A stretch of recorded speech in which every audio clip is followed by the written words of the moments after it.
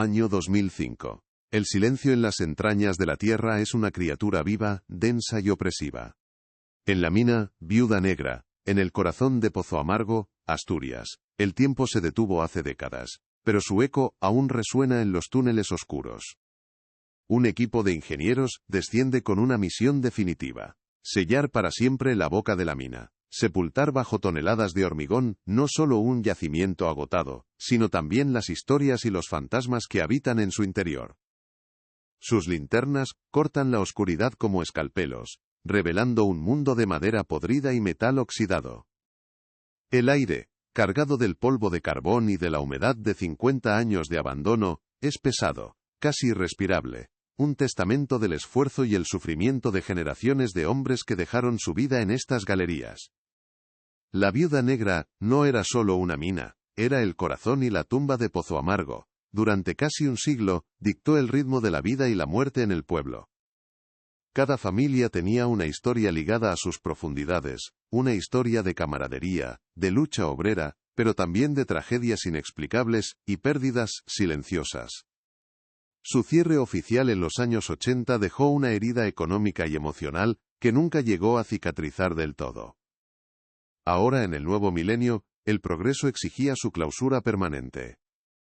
Se trataba de un acto de seguridad, de modernización, pero para los más ancianos del lugar, era el último clavo en el ataúd de su memoria. Un intento deliberado de borrar un pasado incómodo y combativo que la mina representaba.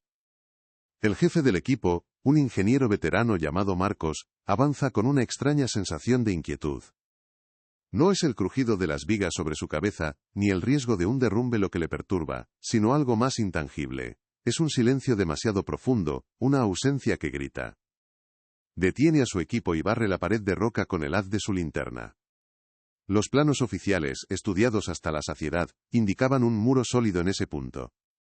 Sin embargo, ante ellos se alzaba una sección mal disimulada con escombros y viejos puntales, una especie de cicatriz en la geología del túnel. Aquello no estaba en los mapas. Era una galería fantasma. Un secreto que la mina se había negado a entregar durante medio siglo. La curiosidad profesional, mezclada con un respeto casi reverencial por aquel lugar, se impone al estricto protocolo de seguridad. Desobedeciendo las órdenes de ceñirse al plan, Marcos y su equipo deciden abrirse paso. Con cuidado, retiran las rocas y las maderas carcomidas que bloquean la entrada. Un soplo de aire viciado, un aliento fétido y estancado, escapa de la oscuridad recién abierta, como si la propia galería exhalara un suspiro contenido durante 50 largos años.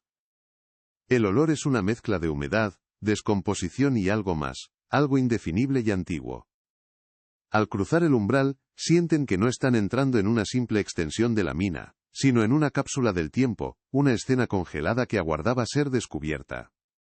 La luz de las linternas revela un pequeño cubículo tallado en la roca, cubierto por una capa de polvo tan gruesa que parece nieve negra. Las herramientas de un minero yacen donde las dejó, como si su dueño fuera a regresar en cualquier momento. Un pico apoyado en la pared, una pala a medio usar, una lámpara de carburo apagada para siempre. Pero lo que atrae todas las miradas, el epicentro de aquella quietud sepulcral, es una jaula de pájaro. Cuelga de un gancho oxidado en el techo, su estructura metálica corroída por el tiempo y la humedad. Un objeto tan doméstico y frágil parecía fuera de lugar en aquel entorno brutal. Era el recordatorio de una vieja y trágica costumbre. Los canarios, centinelas de alas que alertaban del gas mortal, sacrificando sus pequeñas vidas para salvarlas de los hombres. Dentro de la jaula, el esqueleto diminuto y blanquecino de un canario yace sobre la base metálica. Sus huesos, increíblemente delicados, han resistido el paso de medio siglo. Un testimonio frágil pero persistente de su último canto. La imagen es desoladora y poética a la vez, un pequeño mártir olvidado en su altar de óxido. Los ingenieros guardan un silencio respetuoso, conscientes de que han profanado un santuario. No hay señales de una explosión o un derrumbe violento en esa galería específica. Todo parece indicar que el tiempo, y solo el tiempo, ha sido el responsable de la decadencia.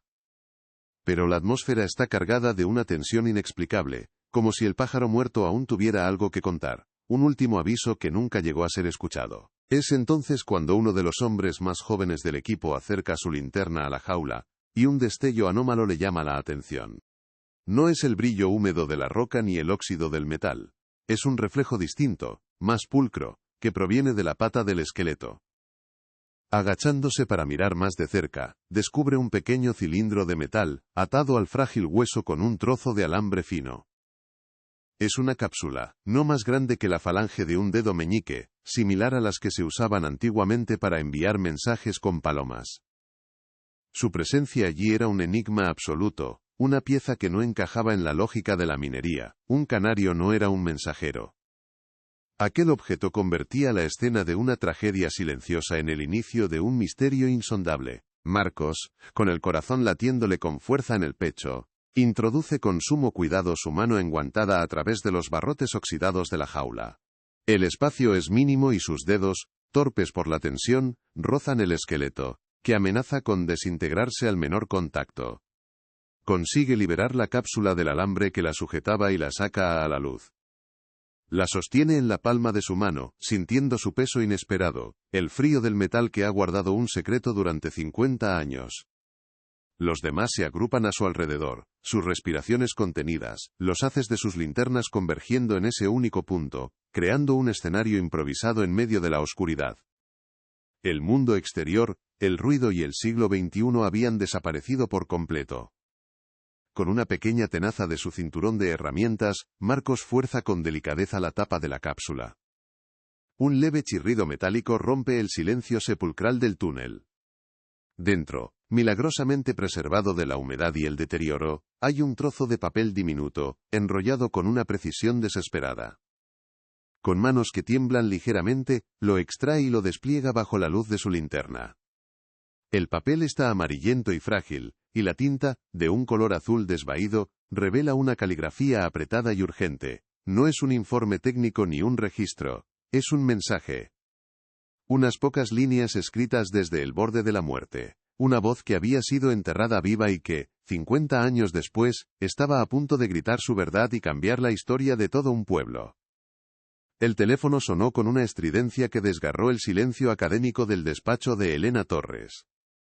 Rodeada de legajos, libros de historia y el suave zumbido de su ordenador, el mundo de Elena era uno de hechos contrastados y pasados ordenados cronológicamente. La llamada, sin embargo, provenía de un tiempo mucho más caótico y personal.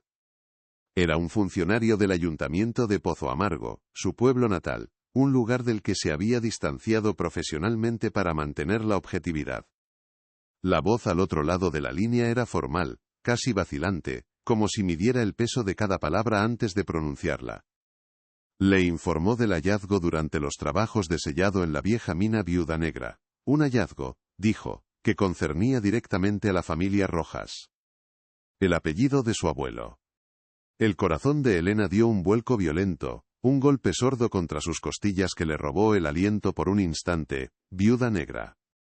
Aquel nombre no era solo una localización en un mapa. Era el epicentro del dolor de su familia, una herida que supuraba en silencio desde hacía 50 años. Se aferró al borde de su escritorio, sus nudillos blancos por la presión, sintiendo cómo el suelo bajo sus pies se volvía inestable. De repente, los documentos sobre la revolución industrial que estaba analizando le parecieron triviales, papel muerto.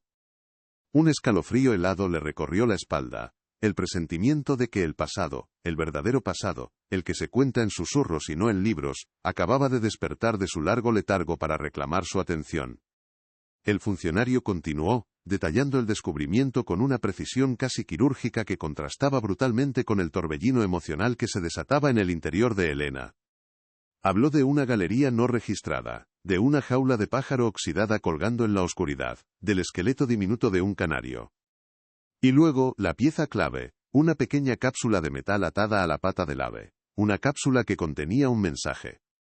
La mente de Elena, entrenada para conectar pistas y reconstruir narrativas, luchaba por procesar aquellas imágenes tan extrañas, casi poéticas en su macabra quietud.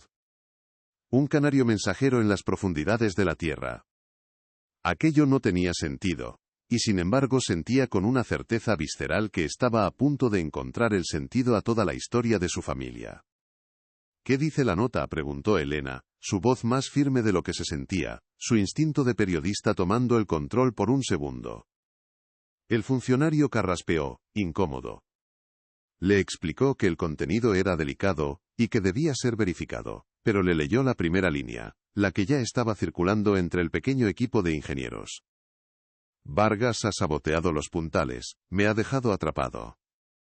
El nombre de Vargas, Ricardo Vargas, el capataz de la mina en 1955, resonó en la mente de Elena como el eco de una vieja maldición. Era el nombre que su abuela a veces murmuraba en sueños, mezclado con palabras de ira y desesperación.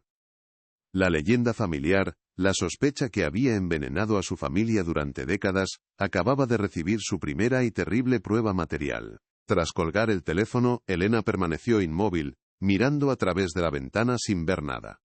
El mundo exterior seguía su curso, ajeno al terremoto que acababa de sacudir su existencia. Se levantó y caminó lentamente hacia el salón, donde, sobre la chimenea, reposaba una fotografía en blanco y negro. En ella, un hombre joven, de sonrisa franca y mirada decidida, con el rostro tiznado de carbón pero los ojos llenos de vida. Javier Rojas. Su abuelo. El héroe sindicalista desaparecido, el hombre al que solo conocía a través de historias fragmentadas y del dolor silencioso de su abuela. Mirar esa foto ahora era diferente. Ya no era solo el retrato de un ancestro perdido, era la imagen de una víctima, el primer capítulo de una historia de asesinato que exigía ser contada. En su butaca de orejas, ajena a la llamada que había cambiado todo, descansaba Isabel, su abuela. A sus 80 y tantos años, el tiempo había erosionado gran parte de sus recuerdos, dejándola a la deriva en un mar de confusión. Pero el nombre de Javier seguía siendo su ancla, la única luz que a veces parpadeaba en la niebla de su mente. Elena sintió un nudo en la garganta. ¿Cómo podía darle una noticia así? ¿Cómo podía desenterrar un dolor que llevaba 50 años sepultado, con el riesgo de que la esperanza, tan cruel a veces, la destrozara? La verdad podía ser un bálsamo, pero también un veneno. El peso de esa decisión recayó sobre sus hombros con la fuerza de toneladas de roca y tierra. Se arrodilló junto a la butaca y tomó la mano de su abuela, una mano frágil cuyas venas eran como ríos secos sobre un mapa de piel. «Abuela», comenzó con una voz suave, casi un susurro. «Han encontrado algo en la mina, algo que perteneció al abuelo Javier».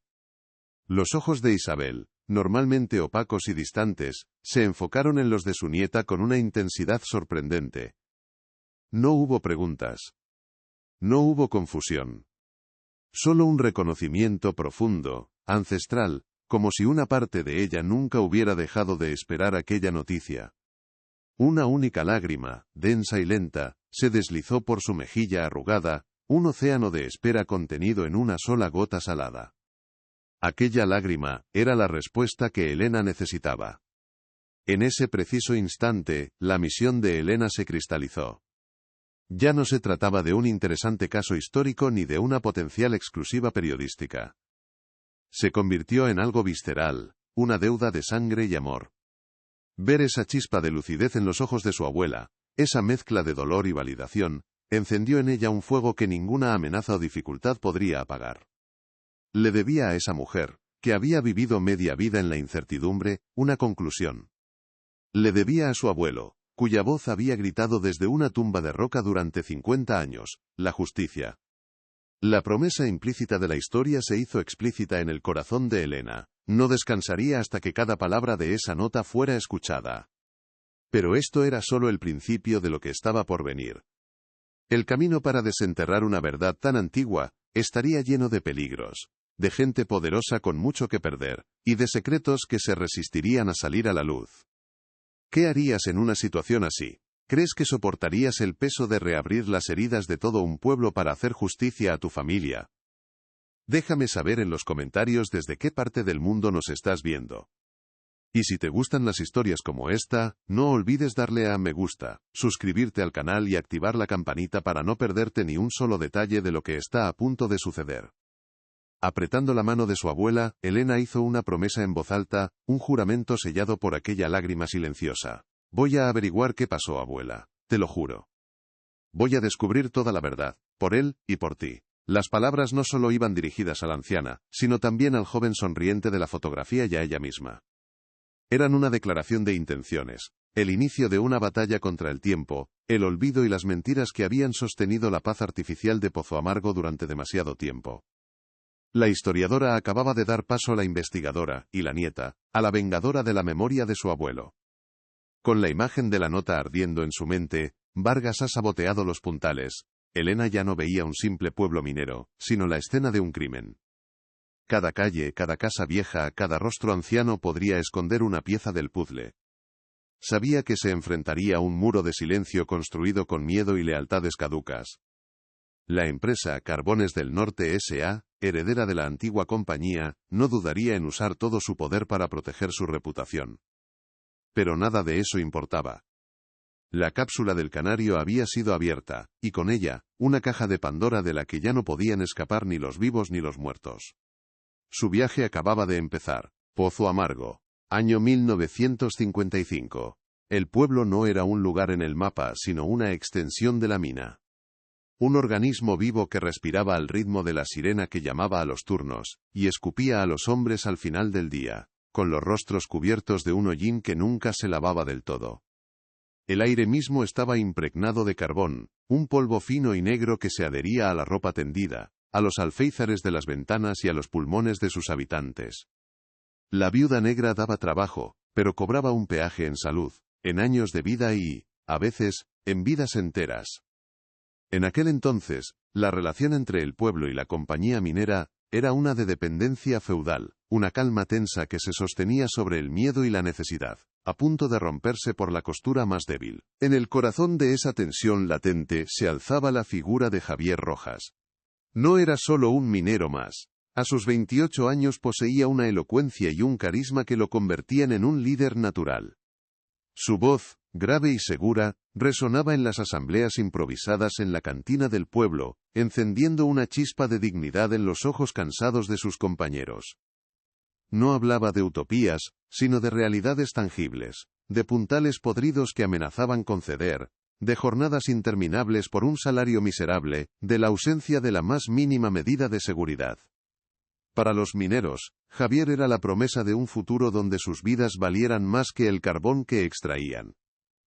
Para la dirección de la mina, era una espina clavada en su costado, una amenaza creciente a su poder absoluto. La vida de Javier fuera de la mina tenía un nombre: Isabel. Su esposa era su ancla y su faro, la razón por la que su lucha trascendía lo sindical para convertirse en algo profundamente personal. Vivían en una pequeña casa de piedra con un geranio en la ventana, un punto de color en un mundo de grises y negros. Isabel entendía los riesgos, sentía el peligro en cada mirada hostil que recibía en el economato, en cada silencio tenso cuando paseaban por la plaza. Sin embargo, su miedo nunca se convirtió en un reproche. Apoyaba a Javier con una fortaleza silenciosa, remendando su ropa de trabajo mientras él preparaba sus discursos, soñando con un futuro en el que sus hijos no tuvieran que descender a la oscuridad para ganarse el pan. Frente a Javier se encontraba Ricardo Vargas, el capataz. Un hombre hecho a sí mismo en las entrañas de la tierra, cuya lealtad ya no pertenecía a sus compañeros de pico y pala, sino a los ingenieros y directores que le habían otorgado poder. Vargas veía el mundo en términos de jerarquía y eficiencia. Despreciaba la retórica de Javier, a la que consideraba una peligrosa agitación que solo traería problemas y pondría en riesgo la producción. Había una corriente subterránea de resentimiento personal en su actitud. Quizás envidiaba el carisma de Javier, su capacidad para unir a los hombres, algo que él, con su autoridad impuesta, nunca podría lograr. Su palabra era ley en el pozo, una ley dictada desde los despachos de la compañía. El clima de confrontación alcanzó su punto álgido con la convocatoria de la gran huelga. No fue una decisión tomada a la ligera. Fue el último recurso tras meses de peticiones ignoradas y promesas vacías. Javier Rojas, como secretario del Comité Sindical Clandestino, fue el artífice de aquella movilización histórica. El objetivo era paralizar por completo la Viuda Negra hasta que la empresa se sentara a negociar condiciones de trabajo dignas. La unidad de los mineros era casi total, una hermandad forjada en la oscuridad y el peligro compartido. El pueblo entero contuvo la respiración. Sabían que estaban desafiando a un gigante, y que el gigante no dudaría en aplastarlos para proteger sus intereses económicos a cualquier precio. La reacción de Carbones del Norte S.A. fue la esperada, una mezcla de desdén público y de maniobras secretas. Emitieron comunicados acusando a los huelguistas de ser manipulados por elementos subversivos, y amenazaron con despidos masivos y el cierre definitivo de la explotación. Pero bajo la superficie la estrategia era mucho más siniestra. Sabían que la huelga tenía un pilar central, Javier Rojas. Si conseguían neutralizarlo, el movimiento se desmoronaría por falta de liderazgo. La orden que descendió desde los altos despachos fue clara y brutal. Había que cortar la cabeza de la serpiente, sin importar los medios. La mina, con sus laberintos oscuros y sus accidentes fortuitos, ofrecía el escenario perfecto para que un hombre simplemente desapareciera. Las semanas previas a la desaparición de Javier estuvieron cargadas de una electricidad palpable. Los enfrentamientos verbales entre él y Ricardo Vargas en la boca del pozo se volvieron más frecuentes y agrios. Vargas no se molestaba en ocultar su hostilidad, advirtiéndole a Javier que estaba jugando con fuego y que hay túneles de los que uno no siempre sale. Eran amenazas veladas, lanzadas delante de testigos que bajaban la mirada, demasiado asustados para intervenir. Isabel le suplicaba a Javier que tuviera cuidado, que sentía que algo terrible estaba a punto de suceder. Pero él, impulsado por un sentido del deber inquebrantable, desestimaba sus miedos, convencido de que la justicia de su causa era su mejor protección. La mañana del 14 de marzo de 1955 amaneció fría y gris como cualquier otro día en Pozo Amargo. Fue el día señalado para la acción más contundente de la huelga. Javier se despidió de Isabel con un beso rápido, prometiéndole que todo saldría bien, que aquella noche celebrarían una victoria. Su mirada era la de un hombre que camina hacia su destino, una mezcla de determinación y una sombra de inquietud que no pudo ocultar del todo. Mientras se dirigía a la mina, no para trabajar sino para liderar a sus hombres en el día decisivo, no podía saber que Ricardo Vargas ya había puesto en marcha un plan. Un plan que no buscaba romper la huelga, sino enterrar para siempre a su líder bajo toneladas de roca y silencio. La vida en Pozo Amargo se medía en ciclos de oscuridad y luz, marcados por la sirena de la mina. Los hombres descendían antes del amanecer, como un ejército de sombras, y emergían al atardecer, con el polvo de carbón incrustado en cada pliegue de la piel, en el fondo de la garganta. Era un trabajo que marcaba el cuerpo y el alma. Las manos de los mineros eran mapas de cicatrices y callos, sus espaldas se curvaban prematuramente bajo el peso invisible de la montaña. En medio de esa dureza, florecía una camaradería feroz, una hermandad forjada en el peligro compartido de las galerías. Sabían que su vida dependía del hombre que trabajaba a su lado. Javier Rojas era uno de ellos, compartía su pan, su sudor y sus riesgos, pero en sus ojos brillaba una luz diferente, la de la indignación y la esperanza. El hogar de Javier e Isabel era un pequeño universo de calidez, que se oponía a la frialdad de la mina. Un refugio de apenas 40 metros cuadrados donde el olor a guiso de patatas y el calor de la estufa de leña luchaban por borrar el hedor a humedad y carbón que Javier traía impregnado en su ropa. Isabel vivía en una vigilia constante contando las horas hasta oír sus pasos de vuelta en el camino de tierra. Su apoyo a la lucha de Javier no estaba hecho de discursos sino de gestos silenciosos. Una mano en el hombro, una comida caliente siempre a punto. Una mirada que transmitía una mezcla de orgullo y un miedo profundo que nunca se atrevía a verbalizar. Ella era la depositaria de sus dudas y la fuente de su fuerza, la razón por la que su batalla por la dignidad tenía un rostro y un futuro. Ricardo Vargas era un hombre tallado en la misma roca que los demás, pero el poder lo había pulido hasta convertirlo en una herramienta afilada al servicio de la empresa. Había ascendido desde el fondo del pozo, y en el camino había cambiado su lealtad de bando. Despreciaba lo que él consideraba la ingenua rebeldía de Javier, viéndola no como una lucha por la justicia sino como un peligroso desafío al orden natural de las cosas, un orden donde unos mandaban y otros obedecían. Caminaba por las galerías con un aire de propietario, su linterna inspeccionando no solo la roca sino también el ánimo de los hombres. En sus silencios había más amenaza que en sus gritos, y su mirada sobre Javier era la de un depredador que estudia a su presa, esperando el momento de debilidad para atacar. La compañía Carbones del Norte S.A. era una entidad casi mítica para los mineros. un poder invisible cuyas decisiones descendían desde despachos lejanos en la capital. Su presencia en Pozo Amargo se materializaba en la figura del director, un hombre de traje y corbata que nunca pisaba el lodo, y en la implacable lógica de los números. Para ellos, los hombres no eran padres, hijos o maridos, eran unidades de producción, la seguridad era un coste a minimizar, los salarios una variable a ajustar. La inminente huelga era, desde su perspectiva, una avería en la maquinaria, una insubordinación que debía ser sofocada con rapidez y eficacia, para que el flujo de beneficios no se detuviera. La vida humana era un daño colateral aceptable en la ecuación de su riqueza, una verdad no escrita que todos en el pueblo conocían y temían. La planificación de la huelga se llevaba a cabo en la clandestinidad, en reuniones furtivas celebradas en la trastienda de la cantina o en bodegas húmedas donde la luz de un candil apenas iluminaba los rostros tensos de los mineros. El aire se cargaba con el humo de los cigarrillos y el murmullo de las voces que debatían cada paso, cada demanda.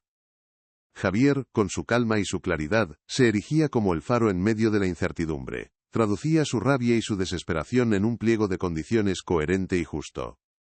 Exigía puntales nuevos, ventilación adecuada, jornadas de 8 horas y un salario que les permitiera vivir y no solo sobrevivir. Cada hombre que asentía con la cabeza en aquellas reuniones sabía que estaba poniendo en juego no solo su trabajo sino también su libertad y su seguridad. La tensión se podía cortar con un cuchillo en los días previos. Un enfrentamiento en la misma boca del pozo selló el destino. Una viga de madera, podrida por la humedad, crujió peligrosamente sobre las cabezas de un grupo de mineros. Javier se plantó frente a Vargas, exigiendo su reemplazo inmediato. El capataz lo miró con un desprecio glacial, y en lugar de atender la petición, le espetó delante de todos. Aquí se trabaja, no se lloriquea. Si no te gusta, la puerta es ancha. Luego, bajando la voz para que solo Javier lo oyera, añadió una advertencia helada. Hay hombres que entran en la mina y se pierden para siempre. Ten cuidado, no vayas a ser uno de ellos. Fue una declaración de guerra, una sentencia dictada en la penumbra del amanecer. El pueblo se fracturó bajo la presión. El miedo era un veneno que se extendía lentamente, agrietando amistades y lazos familiares. Algunos mineros, con más hijos que coraje, se acercaban a Javier para decirle que no podían secundar la huelga, con la vergüenza grabada en sus rostros. Las mujeres se miraban con recelo en la fuente, divididas entre el apoyo a la causa y el terror a las represalias. La Guardia Civil patrullaba con más frecuencia, sus miradas duras recordando a todos quién ostentaba el poder real. Pozo Amargo se convirtió en una olla a presión, donde las lealtades se ponían a prueba a cada instante. Javier e Isabel empezaron a sentir el peso del aislamiento, pero su determinación no flaqueó. Sabían que representaban la última esperanza para muchos, incluso para aquellos que ahora les daban la espalda. La noche antes de que todo cambiara, la del 13 de marzo, la pequeña casa de los Rojas estaba sumida en un silencio denso. Isabel cosía un botón en la camisa de trabajo de Javier, sus movimientos mecánicos y precisos, mientras él repasaba unas notas a la luz de la lámpara de aceite. No hablaron mucho, las palabras importantes ya estaban dichas. Antes de acostarse, él se acercó a la pequeña jaula que colgaba cerca de la ventana, donde un canario de color amarillo intenso dormitaba en su percha. Le silbó una melodía suave, un ritual que repetía cada noche. Luego, se volvió hacia Isabel, la tomó de las manos y le dijo: pase lo que pase mañana, no dejes que dejen de luchar, y nunca olvides que todo lo que hago, lo hago por ti. Fue una despedida, aunque ninguno de los dos se atrevió a llamarla así. Elena llegó a Pozo Amargo bajo un cielo plomizo que parecía presionar sobre los tejados de pizarra del pueblo. Cada rincón, cada callejuela que en su infancia había sido escenario de juegos, ahora se le antojaba la pieza de un vasto y silencioso encubrimiento. El aire olía a tierra húmeda y a recuerdos estancados. En su bolso, protegida dentro de una funda de plástico, llevaba una copia de alta resolución de la nota de su abuelo. El papel original estaba ya bajo custodia, pero ella necesitaba sentir su cercanía, el peso de aquellas palabras que habían viajado 50 años desde la oscuridad. No era una simple turista regresando a sus raíces, era una arqueóloga de la memoria, y su primera excavación debía ser impecable, basada en hechos irrefutables. Sabía que la sentimentalidad era su motor, pero solo la evidencia científica podría empezar a derribar el muro de silencio que protegía a los culpables. Su primer movimiento no fue interrogar a los ancianos del pueblo, cuyas memorias podían ser frágiles o estar selladas por el miedo. Necesitaba un pilar sólido sobre el que construir su caso. Por eso, contactó con la doctora Sofía Fuentes, una de las peritos calígrafos y forenses más respetadas del país, con su laboratorio en Oviedo. Durante la primera llamada, Elena expuso los hechos con la precisión de una periodista, esperando encontrar escepticismo ante una historia tan rocambolesca. Sin embargo, la doctora Fuentes escuchó con una atención imperturbable, su interés profesional picado por la singularidad del hallazgo, la cápsula, el canario, la nota preservada milagrosamente. Acordaron un análisis exhaustivo que iría más allá de la simple caligrafía. Estudiarían la composición química de la tinta, las fibras del papel y las marcas del tiempo para determinar, sin la menor sombra de duda, si aquel mensaje era una reliquia auténtica o una cruel falsificación. El laboratorio de la doctora Fuentes era un santuario de la verdad. Un espacio blanco, aséptico, donde la tecnología más avanzada se ponía al servicio de los secretos del pasado.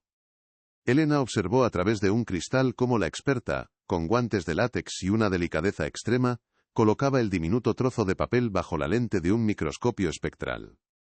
El contraste era abrumador. La nota, nacida de la mugre, la desesperación y la oscuridad de la mina, ahora reposaba bajo una luz pura y analítica. Cada fibra de celulosa, cada partícula de óxido de hierro en la tinta desvaída, iba a ser interrogada. Era como si el grito ahogado de su abuelo fuera a ser sometido a un polígrafo científico, un proceso frío y metódico que, paradójicamente, era la única vía para devolverle su calor humano y su trágica veracidad. Los días que siguieron fueron una tortura de espera y ansiedad para Elena. El tiempo parecía haberse estirado, cada hora pesando como un año. Se refugió en el archivo municipal de Pozo Amargo, un sótano polvoriento donde el pasado estaba catalogado en legajos atados con cuerdas. Allí encontró viejas cartas que su abuelo había enviado al ayuntamiento en nombre del sindicato, quejas formales sobre la falta de seguridad. Pasaba las noches en la vieja casa familiar, comparando la caligrafía oficial de aquellos documentos con la escritura apretada y casi febril de la nota. Buscaba la firma de su abuelo en cada trazo, en la forma en que cruzaba las nados per tochi o en la curva de las j.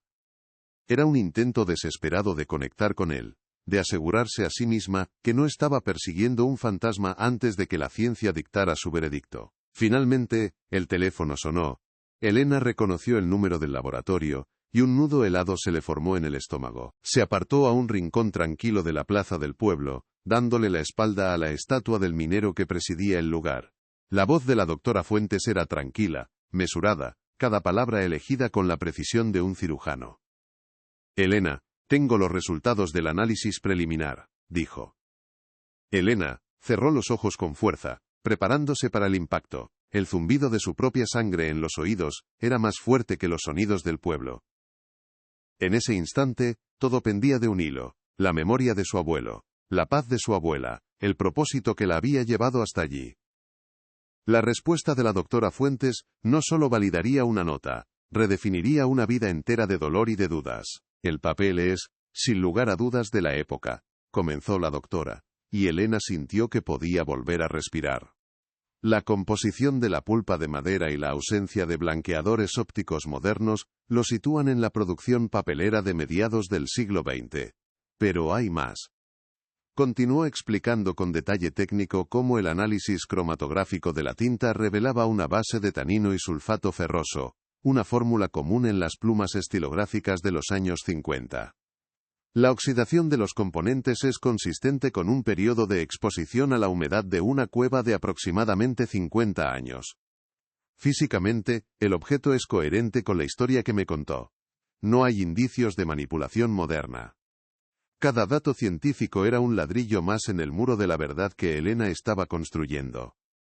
Pero la prueba definitiva, la que hizo que las lágrimas acudieran a los ojos de Elena, fue la conclusión del análisis caligráfico. La escritura muestra signos evidentes de haber sido realizada bajo un estrés extremo y en condiciones de poca luz, explicó la doctora Fuentes. Los trazos son irregulares, la presión es desigual, pero la morfología de base es idéntica a la de los documentos que me proporcionó. He encontrado más de 20 puntos grafológicos coincidentes, patrones neuromusculares únicos que son imposibles de falsificar. La forma de enlazar las vocales, la inclinación del eje, Elena, no tengo ninguna duda. Quien quiera que escribiera las cartas al ayuntamiento es la misma persona que escribió esa nota en la mina. La ciencia acababa de darle voz a un muerto. Elena colgó el teléfono pero permaneció inmóvil, con la mano aún apretando el aparato. El murmullo del pueblo a su alrededor se había desvanecido. Ahora tenía en su poder algo más que una reliquia familiar. Tenía la primera prueba sólida de un asesinato. La nota de su abuelo ya no era el eco de una tragedia, sino una acusación formal desde la tumba. Un nombre resonaba en su cabeza con la fuerza de un martillo neumático. Vargas. La nota decía: Vargas ha saboteado los puntales. El dolor y la pena que habían marcado su investigación inicial dieron paso a una ira fría y a una determinación de acero. Su siguiente paso estaba claro. Tenía que encontrar a Ricardo Vargas. La pregunta que le quemaba por dentro era si el tiempo, que había preservado la verdad en un trozo de papel, también le habría concedido la oportunidad de confrontar al asesino. Con la confirmación científica en su poder, el mundo de Elena se reconfiguró por completo. Aquel informe pericial, con sus términos fríos sobre la composición del papel y la oxidación de la tinta, no era un simple documento. Era el eco de la última voluntad de su abuelo, una voz que había atravesado 50 años de roca y silencio para clamar justicia.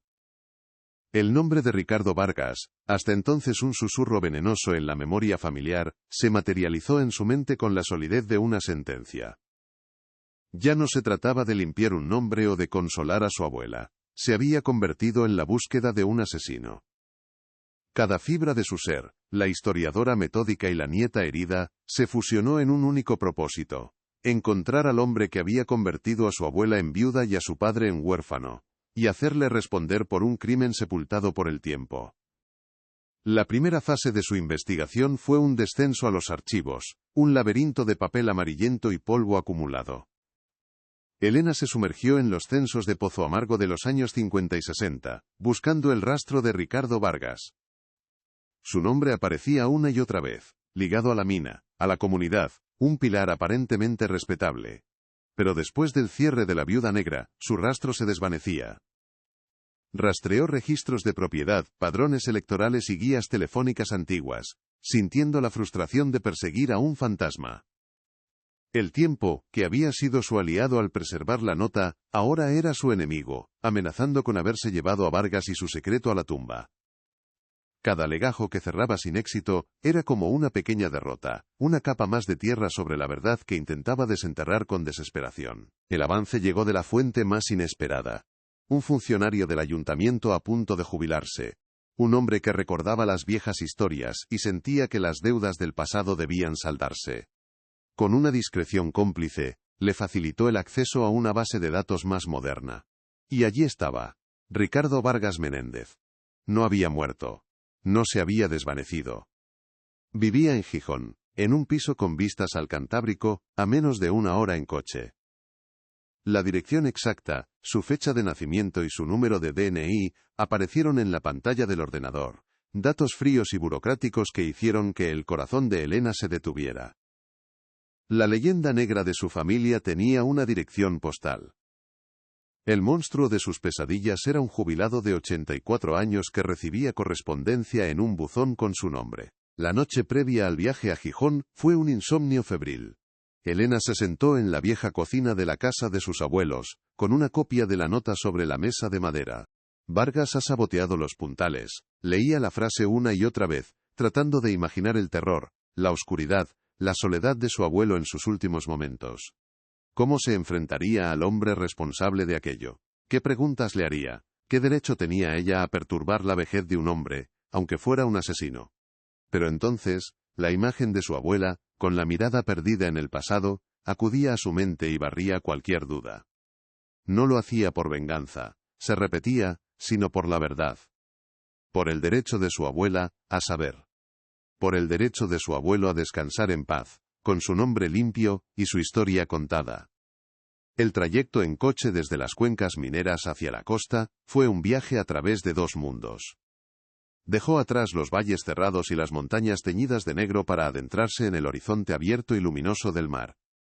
El paisaje parecía ofrecer una metáfora de su propia búsqueda, salir de la oscuridad opresiva del pasado hacia la posibilidad de una verdad clara y diáfana.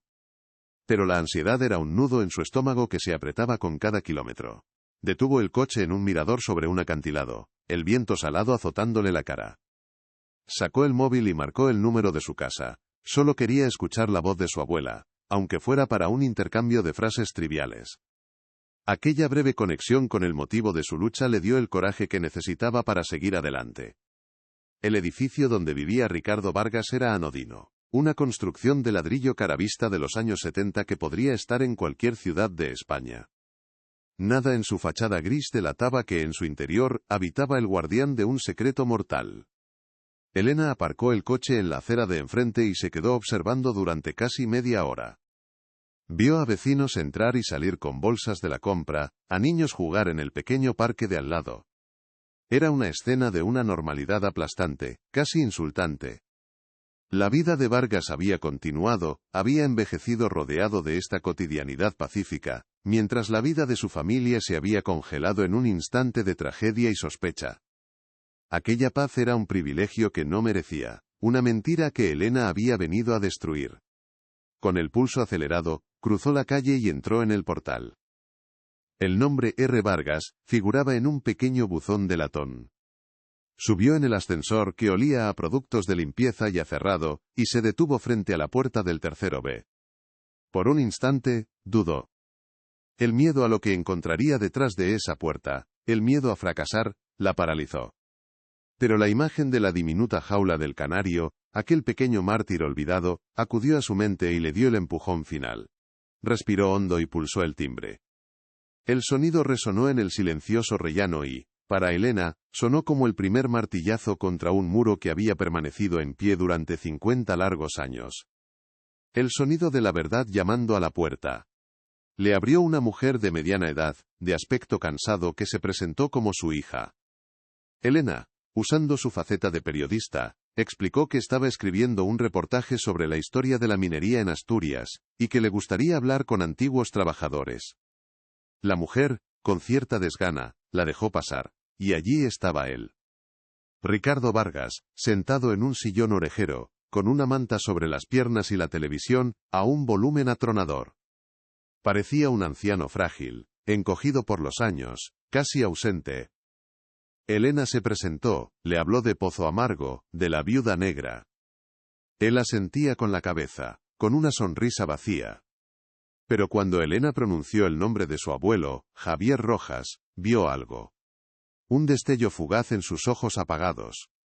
Un endurecimiento casi imperceptible de su mandíbula. Fue solo un segundo, pero fue suficiente. Él recordaba. Lo que encontraron a continuación lo cambiaría todo. La visita a Ricardo Vargas dejó a Elena con una sensación amarga de frustración y una certeza helada. La senilidad que el anciano proyectaba era una máscara. Una actuación pulida por décadas de práctica. Aquel fugaz destello de reconocimiento en sus ojos al oír el nombre de Javier Rojas fue la confirmación que necesitaba. No era un viejo olvidadizo. Era un asesino escondido a plena vista, protegido por el escudo del tiempo y la fragilidad fingida. Al salir de aquel edificio anónimo, Elena supo que la confrontación directa era inútil, no podría romper a Vargas con preguntas. Necesitaba desmantelar su mundo desde fuera, ladrillo a ladrillo, con pruebas tan sólidas, que ni su edad ni sus mentiras pudieran resistirlas. La batalla ya no era por encontrar al culpable, sino por arrancarle la verdad de las manos. De vuelta en Pozo Amargo, la estrategia de Elena cambió radicalmente. Comprendió que el silencio del pueblo no era fruto del olvido, sino de un miedo enquistado, transmitido de generación en generación. La clave para romper ese pacto era encontrar una voz disidente, alguien cuya lealtad a la memoria de Javier fuera más fuerte que el terror a las consecuencias. El nombre de Mateo, un antiguo compañero de su abuelo, surgió en sus conversaciones como un susurro esquivo. Se convirtió en su única obsesión. Rastrearlo fue como seguir las huellas de un fantasma. Recorrió las tabernas, las plazas y las pequeñas casas de piedra, enfrentándose a miradas evasivas y respuestas ambiguas. Cada no lo recuerdo, o marchó hace mucho, era un eco de la amenaza de Vargas 50 años atrás, una prueba de que la conspiración no había muerto con el cierre de la mina. Finalmente, tras días de búsqueda infructuosa, la pista llegó a través del viejo párroco del pueblo, quien le indicó una pequeña cabaña aislada en las faldas de la montaña.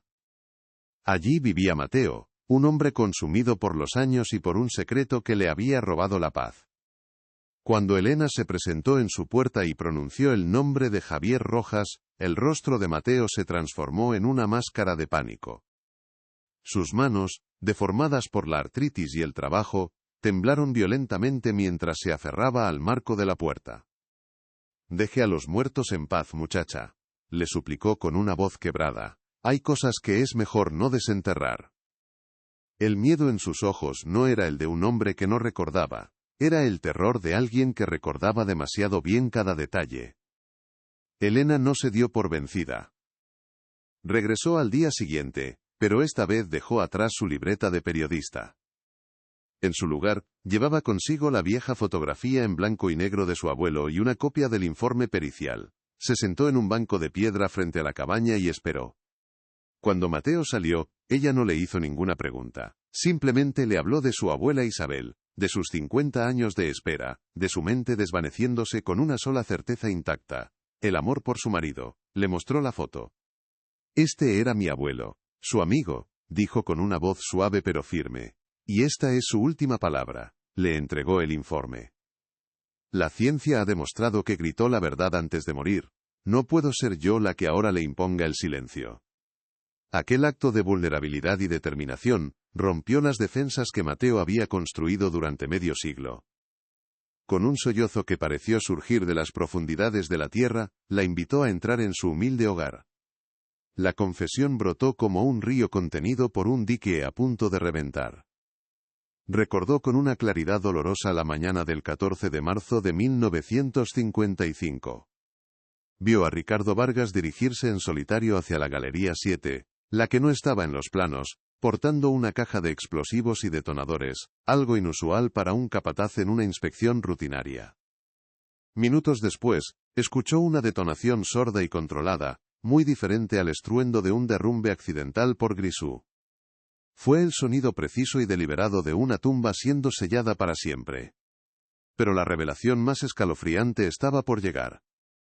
Mateo relató cómo, un par de días después de la desaparición de Javier, Vargas los reunió a él y a otros 3 mineros clave, los más cercanos al líder sindical. En la penumbra de su despacho, con el olor a tabaco rancio y a poder, Vargas les advirtió con una frialdad que helaba la sangre. Les dijo que la desaparición de Rojas era un mal necesario, para evitar el cierre de la mina y la ruina del pueblo. El que hable, el que pregunte, el que simplemente recuerde en voz alta, acabará como él, o peor, lo hará su familia, les amenazó, su mirada recorriendo el rostro de cada uno de ellos. No era solo un asesino, era el ejecutor de una orden, el guardián de una conspiración que los convertía a todos en cómplices a través del terror.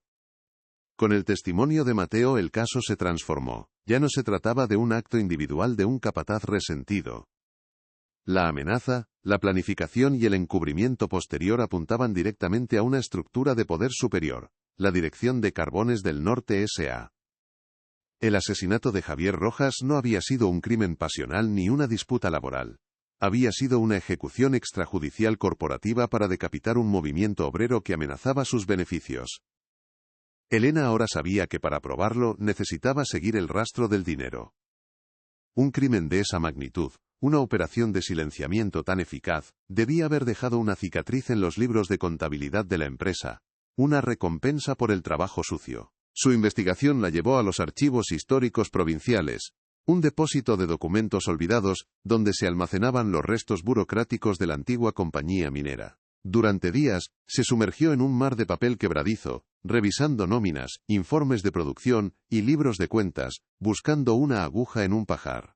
El olor a polvo y a tiempo estancado se le metía en los pulmones, mientras sus ojos escrutaban columnas de números y anotaciones manuscritas.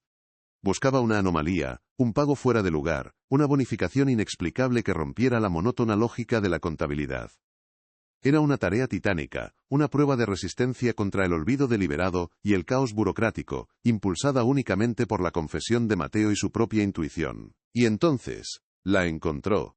En un libro de contabilidad auxiliar, casi oculto entre facturas de proveedores y gastos de material, había una entrada que hizo que su corazón se detuviera. Fechada el 21 de marzo de 1955, justo una semana después de la desaparición de Javier, figuraba una bonificación por optimización de recursos humanos. Era una cantidad desorbitada, el equivalente al sueldo de un año de un capataz. Al lado, escrito con una caligrafía pulcra, estaba el nombre del beneficiario, Ricardo Vargas. Era la prueba irrefutable, el eslabón que unía el asesinato en la mina con los despachos de la dirección. Aquel apunte contable era la firma de la empresa en el arma del crimen, la prueba de que su abuelo no había sido víctima de un hombre, sino de un sistema. La magnitud del descubrimiento era abrumadora. Elena poseía ahora el testimonio de un testigo presencial y la prueba documental que demostraba el móvil y el pago del asesinato. La historia ya no era sobre un crimen del pasado, sino sobre una conspiración corporativa que había permanecido impune durante 50 años. Sabiendo que necesitaba actuar con rapidez antes de que pudieran destruir pruebas, contactó a un reputado periodista de investigación de un diario nacional para contrastar la información. Apenas unas horas después de esa llamada, la reacción del gigante dormido fue inmediata y brutal. Un mensajero le entregó un sobre con el membrete del bufete de abogados más caro del país. Dentro, una carta fría y amenazante de Carbones del Norte S.A., la empresa heredera. La acusaban de difamación, de orquestar una campaña de desprestigio basada en insinuaciones maliciosas y documentos de dudosa procedencia. Le exigían el cese inmediato de su investigación, y la amenazaban con una demanda por daños y perjuicios que ascendía a varios millones de euros. La amenaza ya no era un eco del pasado en la voz de un anciano asustado, era un arma legal y financiera, afilada y lista para destruirla. Elena se dio cuenta de que acababa de declarar la guerra no solo a un asesino sino a un imperio corporativo que tenía tanto que perder como ella que ganar. La lucha por la memoria de su abuelo se había convertido en una batalla pública por la verdad. La carta del bufete de abogados no fue un golpe sino un catalizador. Elena la sostuvo entre sus manos, sintiendo el peso del papel de alta calidad, un vehículo para una amenaza tan vulgar como efectiva. Millones de euros. La cifra estaba diseñada para aplastar, para convertir su búsqueda de justicia en un riesgo financiero impensable. Pero en lugar de miedo sintió una rabia gélida y clarificadora.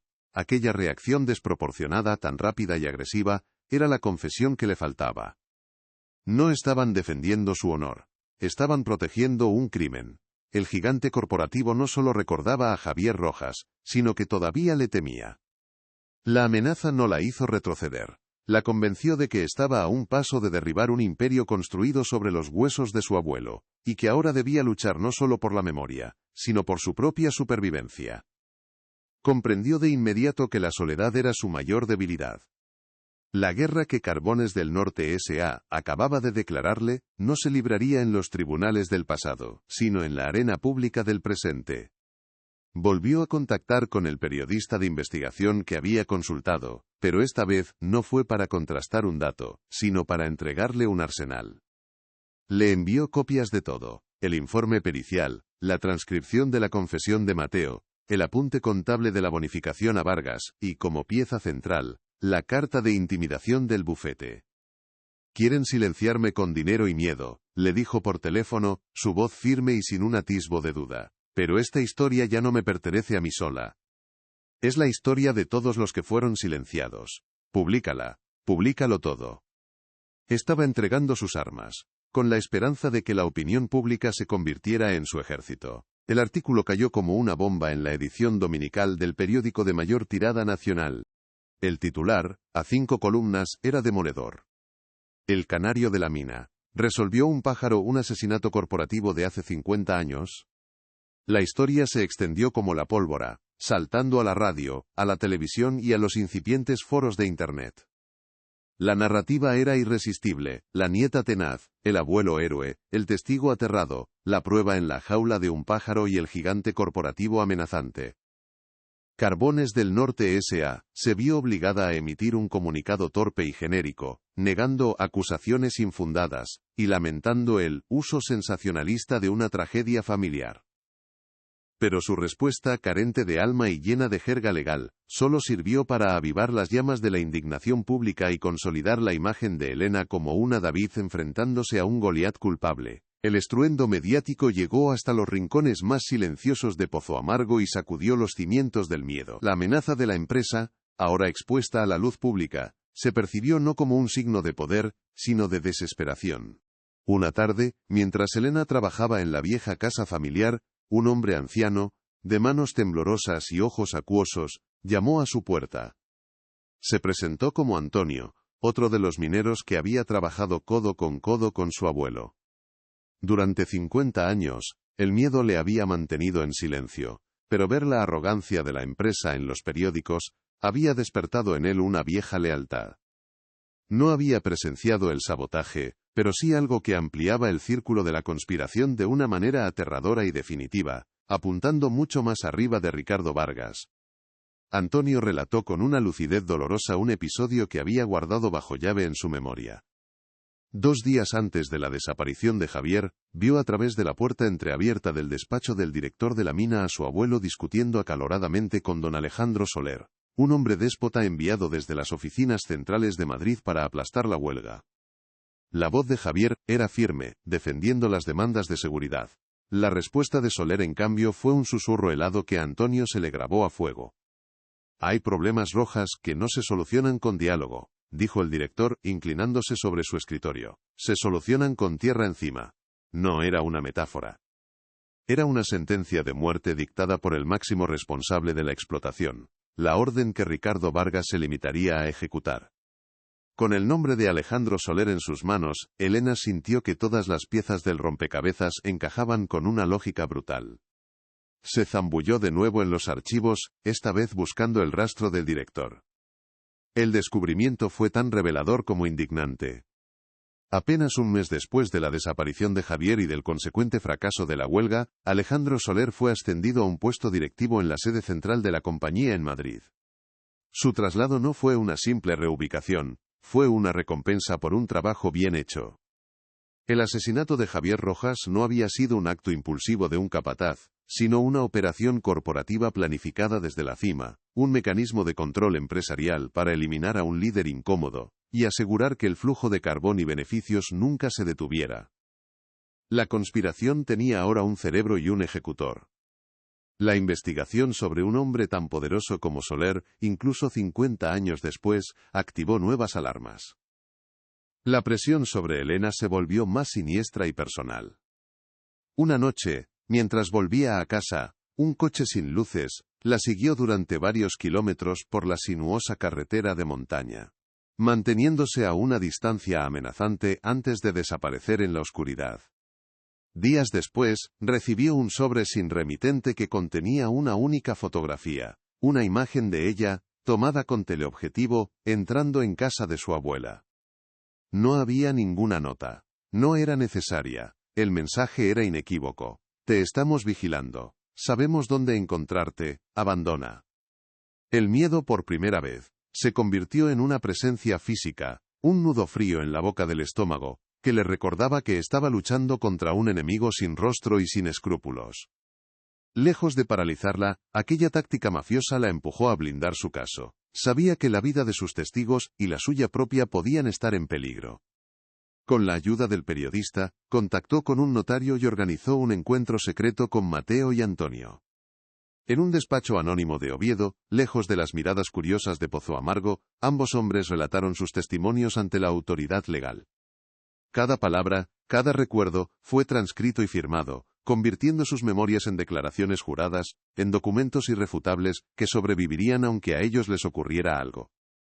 Fue un acto de valentía inmenso por parte de los dos ancianos, un último servicio a la memoria de su amigo caído, y para Elena, la construcción de una fortaleza legal inexpugnable. La presión mediática y la solidez de las pruebas que Elena iba filtrando a la prensa llamaron la atención de quien menos esperaba. Un joven fiscal de la Audiencia Provincial, conocido por su ambición y su aversión a los poderes fácticos, vio en el caso una oportunidad única. Contactó a Elena a través de un canal seguro, proponiéndole una reunión extraoficial. Le explicó que, con las declaraciones juradas y las pruebas documentales, tenía base suficiente para solicitar la reapertura del caso por asesinato y prevaricación. Por primera vez, Elena no estaba sola contra el mundo. Una parte del aparato del Estado estaba dispuesta a escucharla. La balanza de poder, que hasta entonces se inclinaba abrumadoramente en su contra, comenzaba a nivelarse muy lentamente. Viendo que la estrategia de la intimidación había fracasado y que la vía judicial era una amenaza inminente, Carbones del Norte S.A. jugó su última carta. El mismo abogado que le envió la carta amenazante, la contactó de nuevo, pero esta vez su tono era conciliador. Le ofrecieron un acuerdo extrajudicial, una compensación económica de 7 cifras para su familia, la creación de una fundación con el nombre de Javier Rojas para financiar becas en Pozo Amargo, y una disculpa pública por los errores de gestión del pasado. A cambio, exigían la entrega de todas las pruebas originales y la firma de un acuerdo de confidencialidad a perpetuidad. Era un intento desesperado de comprar su silencio, de transformar un crimen en una transacción y de enterrar por segunda vez la verdad bajo una montaña de dinero. Elena escuchó la oferta en silencio, mirando a través de la ventana de su cocina la fotografía en blanco y negro de su abuelo. Vio su sonrisa joven, sus ojos llenos de una lucha que le había costado la vida. Pensó en su abuela, en sus 50 años de luto sin tumba, en la dignidad robada a toda una comunidad. La oferta no era una solución, era el insulto final. Era la prueba definitiva de que para ellos, la vida de un hombre, la verdad y la justicia tenían un precio. Colgó el teléfono sin dar una respuesta. No era necesaria. Su silencio fue la declaración de guerra más rotunda. La lucha ya no era por la verdad sino por el alma de la historia. Y el alma, como la dignidad, no estaba en venta. El conflicto había alcanzado un punto de no retorno. La sala de interrogatorios de la audiencia provincial era un cubo de paredes desnudas, pintadas de un blanco aséptico que absorbía cualquier atisbo de calidez. El único sonido era el zumbido grave de las luces fluorescentes del techo, una nota monótona que se clavaba en los nervios. Sentado a la mesa, bajo la mirada impasible del joven fiscal y de una Elena Torres cuya serenidad era una máscara de acero, Ricardo Vargas parecía una reliquia frágil, un anciano encogido al que la historia había sacado a la fuerza de su letargo. El aire era denso, cargado con el peso de 50 años de silencio, y la expectativa de una verdad que se resistía a morir. La batalla final no se libraría con picos y palas en la oscuridad de una mina, sino bajo esta luz implacable, con palabras como únicas armas. Vargas comenzó su actuación con la maestría de un veterano. Su voz era un hilo tembloroso, sus ojos vagaban por la sala con una confusión estudiada, como si no entendiera por qué un hombre de su edad era sometido a semejante trance. Habló de sus achaques, de sus nietos, de los días que se confundían en su memoria. Cuando el fiscal le preguntó directamente por Javier Rojas, él negó con la cabeza lentamente, una expresión de dolorosa perplejidad en su rostro. Un buen muchacho, musitó, una tragedia lo que le pasó, un accidente terrible, de los que ocurrían antes. Cada palabra era una palada de tierra más sobre la tumba de Javier, un intento de sepultar la verdad bajo el manto de una senilidad conveniente y lastimera, confiando en que la compasión desarmaría a sus acusadores. El fiscal impasible deslizó sobre la mesa una copia del libro de contabilidad. Con el dedo índice, señaló la línea que Elena había descubierto. Ricardo, una semana después del accidente de su compañero usted recibió una bonificación extraordinaria, el equivalente a su sueldo de un año entero. El concepto dice, optimización de recursos humanos. Ella, ¿puede explicarnos qué recurso humano optimizó usted para merecer tal recompensa? La pregunta, lanzada con una frialdad quirúrgica, fue el primer golpe contra su armadura. Los ojos de Vargas se clavaron en el papel, y por un instante, la fragilidad desapareció, reemplazada por un destello de la vieja arrogancia del capataz. Balbuceó una excusa sobre la productividad, sobre haber evitado la huelga, pero el sudor que perlaba su frente delataba la mentira. Sin darle tiempo a recuperarse, el fiscal continuó su asalto. Sacó las declaraciones juradas de Mateo y Antonio. Con una voz monótona y clara, comenzó a leer en voz alta. Las palabras de Mateo, describiendo a Vargas caminando solo hacia la galería 7 con explosivos, resonaron en la sala como martillazos. Luego, leyó el testimonio de Antonio, la sentencia de muerte pronunciada por el director Alejandro Soler. Hay problemas Rojas que se solucionan con tierra encima. La sala se quedó en un silencio absoluto, tan profundo que Elena pudo oír el latido acelerado de su propio corazón. Vargas ya no miraba a nadie. Su vista estaba fija en la superficie de la mesa, sus nudillos blancos por la fuerza con que apretaba los puños bajo ella. «¡Mienten!», gritó de repente, y su voz ya no era el susurro de un anciano, sino el rugido de un hombre acorralado. «Son mentiras de viejos resentidos, envidiosos. Siempre me tuvieron envidia porque yo ascendí y ellos se quedaron pudriéndose en el carbón. La máscara se había hecho añicos. Frente a ellos ya no estaba el abuelo inofensivo, sino el capataz implacable, el hombre que había impuesto su ley en la oscuridad, el asesino defendiendo su crimen con la única herramienta que le quedaba, la rabia. La transformación fue tan súbita y completa que heló la sangre. El monstruo, dormido durante 50 años, acababa de despertar violentamente. Fue entonces cuando el fiscal hizo un gesto casi imperceptible a Elena. Era su momento. Ella no dijo nada. Con una calma deliberada, se inclinó hacia el maletín que había traído y lo abrió. De su interior, con un cuidado casi reverencial, extrajo la jaula oxidada del canario. La depositó en el centro de la mesa, entre ella y Ricardo Vargas. El sonido del metal corroído arañando la madera pulida fue un chirrido agudo y discordante, el único sonido en la sala. La pequeña puerta de la jaula colgaba de una bisagra, abierta como una boca silenciosa. El objeto, tan frágil y a la vez tan poderoso, se convirtió en el epicentro de toda la tensión acumulada, un altar macabro sobre el que se iba a sacrificar la última mentira. La reacción de Vargas fue visceral. Se quedó paralizado, sus ojos desorbitados fijos en la jaula. Todo el color abandonó su rostro, dejándolo con una palidez cerúlea, fantasmal. Retrocedió en su silla como si hubiera recibido un golpe físico, como si la jaula irradiara un frío mortal. No era un documento, no era un testimonio, era un trozo tangible de la tumba que él mismo había sellado. Podía oler de nuevo la humedad de la galería, el polvo de la explosión, el silencio aterrador que vino después. La jaula no estaba vacía para él. En su interior, en la base oxidada, aún podía ver el diminuto esqueleto blanco del último testigo, un fantasma con alas que había regresado para señalarle. Elena se inclinó hacia adelante, y su voz, cuando finalmente habló, fue apenas un susurro que cortó el aire como un bisturí. Los mineros querían a sus pájaros, ¿verdad, Ricardo? Eran sus compañeros en la oscuridad, su primera línea de defensa. Le daban un nombre, le silbaban canciones. Mi abuelo llamaba al suyo Pipo Can. Lo cuidaba más que a sus propias herramientas. No lo estaba acusando de asesinato. Lo estaba despojando de su humanidad al recordarle la de su víctima, atacando no al criminal, sino al hombre, al minero que un día él también fue. La pregunta final fue devastadora en su sencillez. ¿Usted lo oyó cantar por última vez antes de encender la mecha? Aquella pregunta lo destrozó. La imagen del pequeño pájaro amarillo, cantando ajeno a su destino en la oscuridad, fue la llave que abrió las compuertas de su memoria reprimida. Vargas se llevó las manos a la cabeza, sus dedos enredándose en su escaso pelo blanco, y empezó a mecerse hacia adelante y hacia atrás.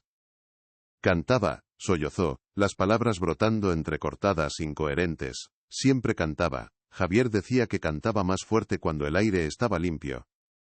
No quería dejarlo allí, no quería, pero la orden era la orden. Soler dijo que no podía quedar nada, ni nadie, ya no hablaba con ellos. Estaba reviviendo el momento, atrapado en un infierno personal del que no había podido escapar en 50 años. La confesión fluyó entonces como un veneno largo tiempo contenido. Con la mirada perdida en el vacío, relató cada detalle con una precisión espeluznante.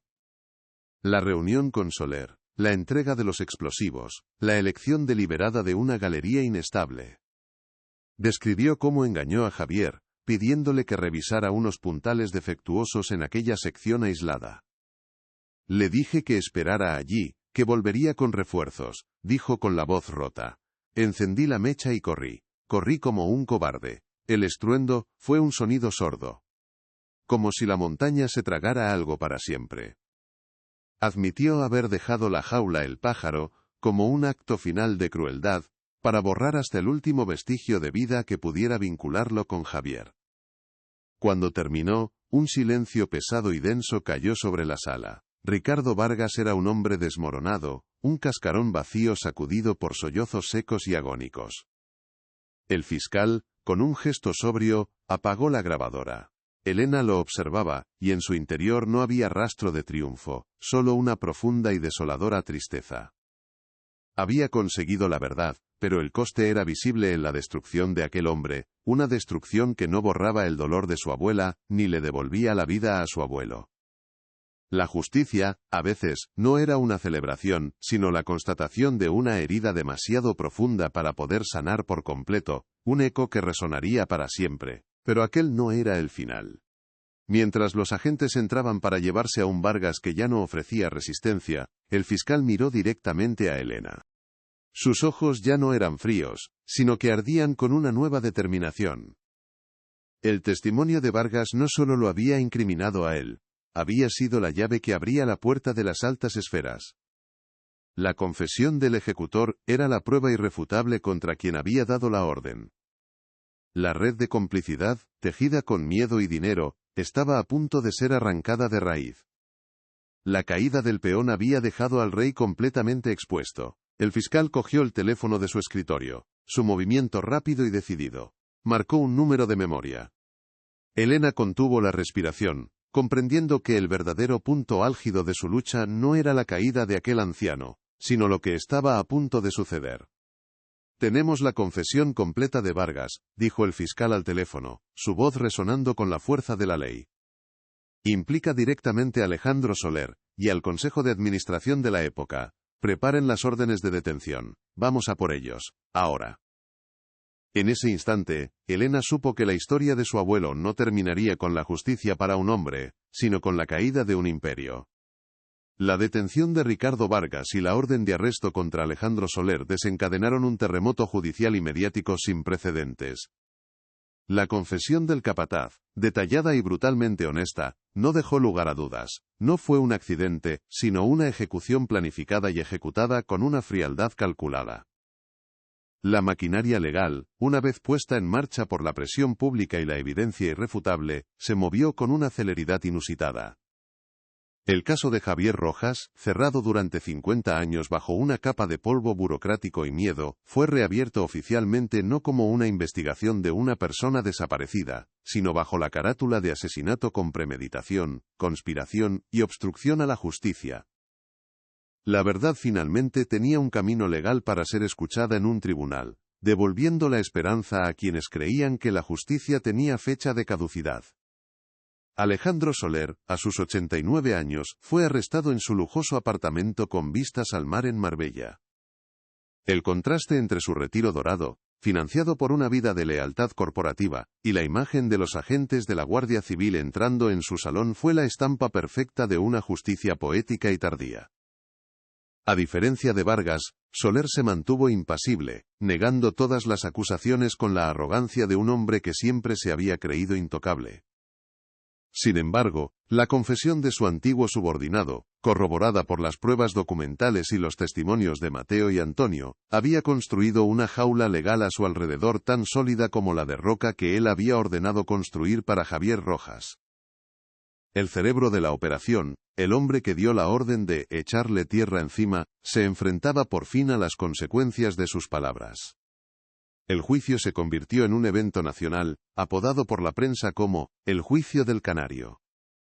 Cada sesión era retransmitida, cada testimonio analizado en los telediarios. La sala del tribunal se llenaba no solo de periodistas sino también de hijos y nietos de mineros de toda España, que veían en el caso de Javier Rojas un reflejo de las injusticias sufridas por sus propias familias. La historia de Elena y su lucha personal trascendió lo familiar para convertirse en un símbolo de la batalla por la memoria histórica frente a los abusos de poder. Carbones del Norte S.A. se vio obligada a sentarse en el banquillo de los acusados como responsable civil subsidiaria, enfrentándose al fantasma de un crimen que creían haber enterrado para siempre junto al cuerpo de un sindicalista molesto. En Pozo Amargo el efecto fue catártico. el muro de silencio, construido con el cemento del miedo durante medio siglo, se resquebrajó y finalmente se derrumbó. Los ancianos que antes bajaban la mirada ante Elena ahora se acercaban para compartir sus propios recuerdos, fragmentos de un puzzle que confirmaban la atmósfera de terror impuesta por la compañía tras la desaparición de Javier. La historia oficial, la del accidente, se desvaneció como una mentira vergonzosa, y en su lugar surgió la narrativa real, transmitida en susurros durante generaciones y ahora gritada a los cuatro vientos. El pueblo, por primera vez en 50 años, comenzó a sanar, liberado del peso de una verdad no contada que había envenenado su memoria colectiva y su identidad. La sentencia fue histórica y contundente. Ricardo Vargas fue condenado a 30 años de prisión por asesinato, aunque debido a su avanzada edad y su estado de salud, se le concedió cumplir la pena en arresto domiciliario. Su verdadera condena, sin embargo, no fue la legal, sino la social. El repudio unánime de la comunidad que una vez lo consideró un pilar, y la carga de una confesión que lo perseguiría hasta su último aliento. Alejandro Soler, como autor intelectual del crimen, recibió la misma condena, convirtiéndose en el directivo de más alto rango en la historia del país en ser sentenciado por un crimen cometido en el ejercicio de su poder corporativo. La justicia, aunque lenta, demostró no ser ciega. La condena a Carbones del Norte S.A. sentó un precedente. La empresa fue sentenciada a pagar una indemnización millonaria a la familia Rojas y a financiar un fondo para las víctimas de accidentes laborales en la minería. Pero la consecuencia más importante fue la orden judicial de emitir una disculpa pública, reconociendo oficialmente que Javier Rojas no murió en un accidente sino que fue asesinado por orden de su directiva, para sofocar un movimiento obrero legítimo. Aquella disculpa, leída por el presidente de la compañía en una rueda de prensa transmitida a nivel nacional, fue la capitulación final del gigante, la prueba de que ninguna entidad, por poderosa que sea, puede estar permanentemente por encima de la verdad y la dignidad humana. Tras el veredicto, Elena regresó a Pozo Amargo. La victoria no le trajo una euforia exultante, sino una profunda y serena sensación de paz. El propósito que la había consumido durante meses se había cumplido. Caminó por las calles del pueblo, que ya no le parecían el escenario de un crimen encubierto, sino simplemente su hogar, el lugar donde las raíces de su familia, aunque heridas, habían vuelto a encontrar la luz. La lucha había terminado, y en el silencio que siguió a la batalla, encontró no solo la justicia para su abuelo sino también una conexión más profunda con su propia identidad, forjada en la tenacidad y el amor a la memoria de los suyos. Una tarde volvió a la entrada de la mina Viuda Negra, los trabajos de sellado se habían completado, pero el lugar había sido transformado. Ya no era la boca de una tumba olvidada, sino el umbral de un santuario. Alguien había dejado un ramo de flores silvestres junto a la placa de hormigón que ahora cerraba el paso. Elena sacó de su bolsillo una pequeña figura de un canario tallada en madera, y la depositó junto a las flores. Era su tributo personal al pequeño centinela alado, el testigo improbable que, con su sacrificio silencioso, había custodiado la verdad durante 50 años, demostrando que hasta la vida más pequeña puede dejar un eco imborrable en la historia. El momento más difícil y a la vez más sanador fue contárselo a su abuela Isabel. La anciana, en uno de sus raros momentos de lucidez, escuchó a su nieta sentada en su butaca de orejas. Elena no le habló de juicios ni de condenas. Simplemente tomó su mano arrugada y, con la voz quebrada por la emoción, le dijo: «Abuela, lo hemos conseguido. Todos saben la verdad. Javier no nos abandonó. Luchó hasta el final, y murió como un héroe. Su nombre está limpio. Ya puedes estar tranquila». Isabel no dijo nada. Solo apretó con fuerza la mano de su nieta, y una única lágrima, la misma que había derramado al principio de todo, rodó por su mejilla. Pero esta vez no era una lágrima de dolor, sino de liberación. Unas semanas más tarde, en la plaza principal de Pozo Amargo, se celebró una ceremonia solemne. El ayuntamiento, en un acto de reparación histórica, inauguró un monumento en honor a Javier Rojas. No era una estatua grandilocuente, sino una placa de bronce sencilla y digna, incrustada en una gran roca extraída de la propia comarca. Cientos de personas, vecinos del pueblo y familias llegadas de todas las cuencas mineras, se congregaron en un silencio respetuoso. Elena, junto a su abuela en una silla de ruedas, desveló la placa, y por primera vez en 50 años, el nombre de Javier Rojas fue pronunciado en público con orgullo, honor y justicia. La inscripción en la placa resumía el largo viaje desde la oscuridad hasta la luz. Decía, en memoria de Javier Rojas 1927 a 1955. Minero y líder sindical, asesinado por defender la dignidad y los derechos de sus compañeros. Su voz, enterrada en las entrañas de la tierra, fue custodiada por el silencio de un pájaro, y rescatada por el amor de su familia. Que su lucha nos recuerde siempre que no hay roca, ni tiempo, ni poder que pueda sepultar la verdad para siempre. Cada palabra era un clavo en el ataúd de la mentira, y un ladrillo en la reconstrucción de la memoria justa del pueblo. La historia de la Viuda Negra y su canario mensajero se convirtió en una leyenda moderna, una parábola sobre la perseverancia y el poder de la verdad. Elena Torres no volvió a ejercer como historiadora académica en el sentido estricto, se convirtió en una defensora de la memoria, ayudando a otras familias a desenterrar sus propias historias silenciadas. La cápsula de metal y la jaula oxidada fueron donadas al Museo de la Minería, donde se exhiben como símbolos de que la justicia, aunque a veces tarde una vida entera en llegar, siempre encuentra un resquicio por el que abrirse paso, a menudo de la forma más inesperada. Finalmente las preguntas que iniciaron todo este viaje, encontraron su respuesta. La desaparición de Javier Rojas no fue un accidente, sino un asesinato corporativo para aniquilar un movimiento obrero. El silencio del pueblo no fue olvido, sino el resultado de un miedo impuesto y sostenido durante décadas. Y sí, una verdad enterrada durante medio siglo podía salir a la luz y reescribir la historia, demostrando que la memoria es más fuerte que el poder, y que la justicia, por tardía que sea, tiene el poder de sanar las heridas más profundas, devolviendo la dignidad no solo a los muertos, sino sobre todo a los vivos que nunca dejaron de recordarlos. Un año después de la sentencia, Elena se encuentra de pie frente a la placa de bronce en la plaza de Pozo Amargo.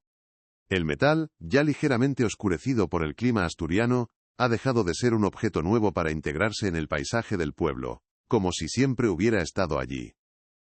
El viento que baja de la montaña parece susurrar no solo el nombre de Javier Rojas, sino los de cientos de otros mineros cuyas historias nunca fueron contadas con tanta claridad.